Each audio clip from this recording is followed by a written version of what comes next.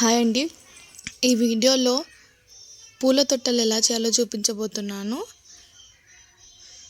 First ఇలా ఆకు అయితే స్క్వేర్ షేప్లో కట్ చేసుకొని సూది దారంలో 2 ఇలా పూలు, బంతి పూలు, మీ ఇష్టమైన ఏదైనా పూలు పెట్టుకోవచ్చు.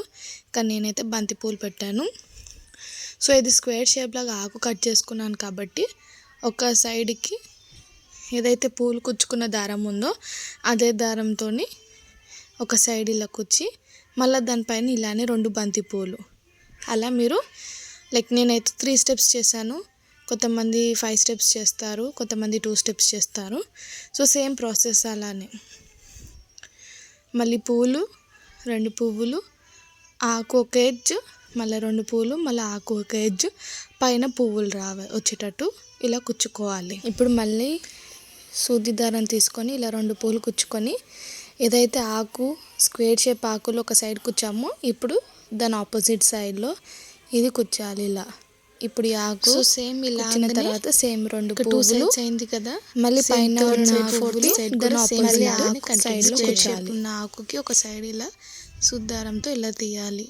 సేమ్ అలానే 4 సైడ్స్ చేయాలి.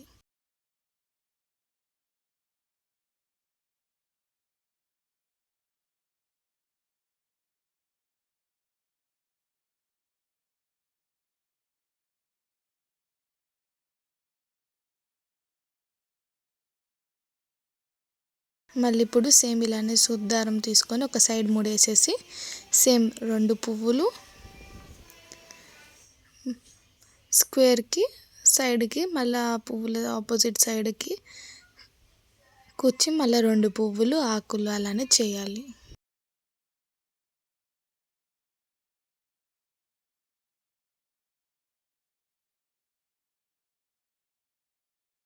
సేమ్ ఇలా చేసిన తర్వాత 4 సైడ్స్ది పైన ఇలా ముడి వేసేసి కట్టేస్తే అంతే అండి, పూల తొట్టెలు అయితే రెడీ అయిపోయింది. ఇప్పుడు బోనాలు కాబట్టి మొక్కుకున్న వాళ్ళు ఏదన్నా కోరికలు తీరాలంటే అమ్మవారికి మీ చేతులతో ఇలా పూల తొట్టెలు తయారు చేసి అమ్మవారి దగ్గరికి వెళ్ళి కట్టేసి మీ మనసులో ఉన్న కోరికని మొక్కుకోండి. ఈ వీడియో మీకు నచ్చితే కనుక like, share, comment and subscribe to హిరణ్య రుచులు.